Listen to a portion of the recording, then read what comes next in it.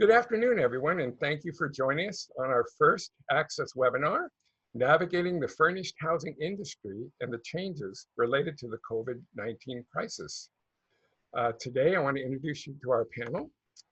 So starting in the middle is Imaya. Imaya is a wonderful friend of mine and a colleague for over 30 years. She's been a real estate agent, or still is a real estate agent. She's involved in Access sales. She's done short-term furnished housing herself. She's worked with owners. She's a wealth of experience. She's a wonderful person, and she has some great things to share with us today. Next to her is Janine Lowe. Janine, we jokingly say, is our resident millennial. She's an Access power user. She's been using Access since 2009. And for the last 3 years, she has joined our Access team and is in charge of our connectivity. So she'll be speaking a lot about that and some of the things that maybe we can do during this crisis to get some more reservations, some more bookings. And so we're really pleased to have her on the call with us today. Who we are and why should you care? Access was developed in 2007. But prior to that, it was used in our own company, our parent company, AMSI, since the late 90s. So it was built on a unique platform that was so that we can share and people can book into each other. That's why we developed the software. We have many users across the US and Canada, and collectively we have about 200 years of experience amongst all of us in the furnished housing industry, especially as it relates to reservations. So I'm going to go ahead and get started. Janine, maybe you can start off by talking about some of the shifts that have happened in the short-term rental industry lately. Hi, everyone. I'm so excited to be here with you today. So as we all know, our industry has taken a substantial hit, especially in the vacation sector, I would say. The entire industry has made regulations, regulations have been passing on the state, city, county, to put in regulations limiting short-term regulations and making them a 30-plus day minimum stay, which has completely impacted private property owners and traditional corporate housing providers, as we'll get down to later in our presentation. But property owners who are successfully marketing their properties on sites such as AirBNB and VRBO, HomeAway, all those vacation type rental sites that were actually developed for the less than 30-day stay markets. Most of these properties were located in traditional vacation rental markets. So when all of these states made these, regulations that they were like, oh, we're gonna push it up so that only 30-day stays can stay. And Mark pointed out to me yesterday that a lot of the regulations were allowing the healthcare workers and the necessary service providers to stay for less than 30-day stays if that was necessary. And so Airbnb does, and these platforms do allow for the owners to change their minimum length of stay to be 30 days. However, like I said, a lot of these properties were traditionally in these vacation-centric markets, and a lot of the renters, they're not going to book for 30-plus day stays in these vacation areas. And this article here, which we will send you guys a presentation, is actually talking specifically about several property owners on Airbnb and the changes that they've had to make since March due to the COVID-19 pandemic. You can go ahead and switch the slide, Mark. Okay, so as you guys are aware, marketing is super crucial at any time, but especially now. Additional property marketing is just imperative, especially on marketing platforms that were designed for 30-plus day stays.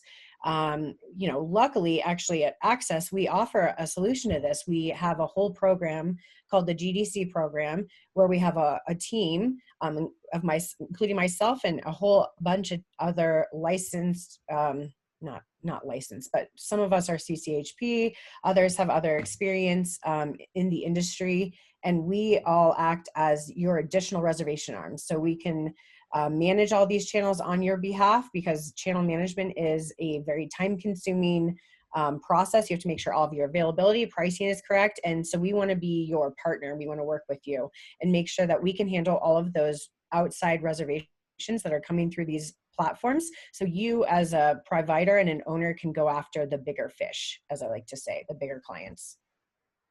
You can switch. So what about corporate housing specifically? Well, thanks to CHIPA, our CHPA, we actually have these lovely statistics that were compiled by a bunch of our members. And so this is the results through May 31st of this year.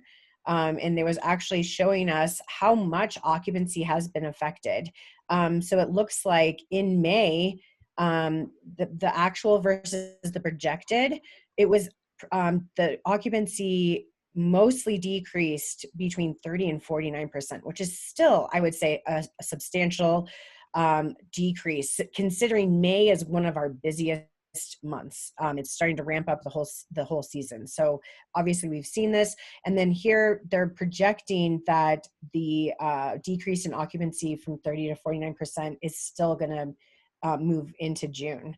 And 70% of our companies are handling early departures on a case-by-case basis. So that's good.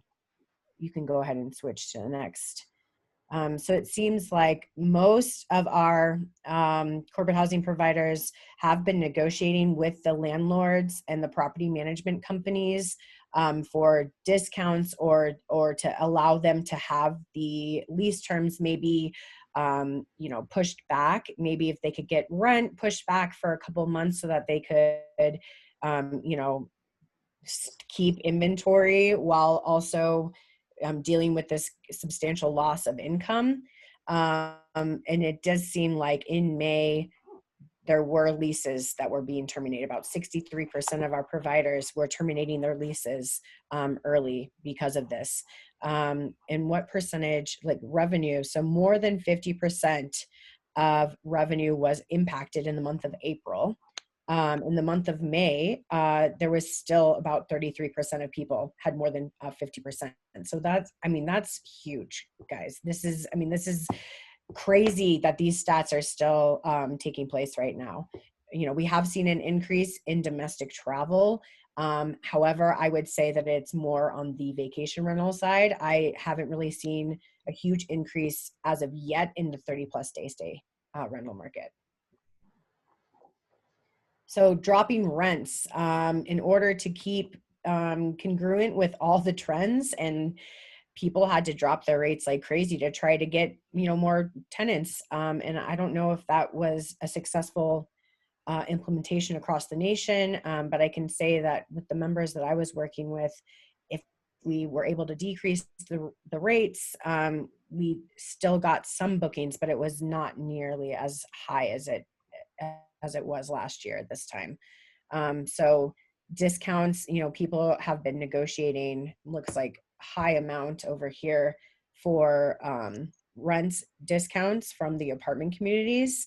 And it does seem like actually a good chunk of about a third of our members had to lay off some of their employees. So that's pretty huge, I would say, for our industry as well. Okay, so many corporate housing companies have lost out on substantial revenues, and a lot of them had to get rid of some of their inventory. They still had to pay for all of the rents, the furniture, the housewares, not unlike our private property owners. So what if there was another solution where we as corporate housing providers and people with furnished inventory could all work together to share our inventory and be able to still place our clients across the nation? Our platform was actually designed by corporate housing professionals for corporate housing and furnished housing professionals. And all of the inventory on the Access platform can actually be marketed to other platforms, channels, websites. That's how we do the GDC program. We have direct API connectivity, and we also have the ability to do XML feeds and iCal links. And our available inventory can also be shared with external agents. Don't worry, none of your proprietary information will ever be displayed. It's just a way that we can share our availability calendars with one another and pricing, so that way we can see a good picture of what the available inventory is for our clients, and we can place those holds and we can work with those corporate housing providers directly. And that's all powered through theresboard.com. Yeah, Maya, thank you very, very much, Janine, for that information. Maya, why don't you talk about the shifts in residential and commercial real estate and how that might be impacting us? I'd be happy to. Thank you so much for inviting me here. We have noticed and are very aware that just as the shifts have happened with the corporate housing, it has actually happened with the residential and commercial real estate. Excuse me. And what we found is that many of the people that have been doing the corporate housing, because of the vacancy and not being able to be open, has made that shift that some have to actually sell their properties. After calling several companies for the last 3 or 4 weeks, I found some that have gone completely from dailies and weeklies to monthlies, and others have decided to close up shop entirely. Our parent company that is housed in San Francisco, we are finding in the Bay Area, their rents have gone down anywhere from 9 to 15% and more. And there are people that are shifting from the places they live to other places. The NAR, which is the National Association of Real Estate, took a small survey of about 2,500 people and found that people wanted to move from the urban areas more to the outlying so they could have land to grow their food, as well as the ability to have a larger house, to have an office in their home. So many places are shifting to virtual realities. And so in doing so, you might be looking at this and you may be towards that situation as all. You may also want to stay in the business. And one of the things that we're really excited about is that we have a tool for you to be able to do that. When we started this business, remember, as Mr. Mark Armstrong mentioned, that I've been in real estate over 30 years. There have been many shifts that have happened. We've been through the dot-com, which became the dot-bomb. We've been through 9/11. We've been through the S&L scams. We've been through 2007 through 2008 when a lot of people, millions of owners lost their home. We're at another shift in place right now, and there's nothing that is consistent but change itself. So we want to encourage you and inspire you to whatever is happening right now in your local markets, that we are here. We are in a global community. And what I like the most about this is reminding us that we're all here together sharing the same planet. And when we started this business, it was always because we wanted to help somebody. And we know you want to help your clients as well. So reach out to us if you have any concerns about your business, and know that we're here with you and not just for you. That we are too trying to make this a better place to live, a place that we all can enjoy, that we are not separate, that we are here together. So let's find ways to use our resources that we can share to help you, to help us, because we're in here together and we're in for the long haul. So thank you for taking a moment to listen to us. And I know Mr. Mark Armstrong is going to close us out here in a minute. Thank you so much, Amaya and Janine. Those are great perspectives that you all have.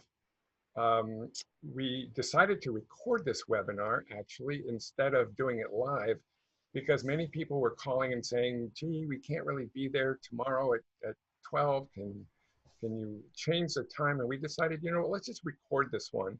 And that way we would be able to share the link with you, and you can watch it at your leisure. Listed on this screen is a way for you to get in touch with us. There are phone numbers at the bottom, and you can see the website there for the GDC. So please feel free to reach out. If you have any questions or any comments about this webinar, please reach out to us as well. And hopefully in the near future, we will have another one. So again, thank you everybody for spending the time with us, and we hope to see you again soon. Bye. Bye.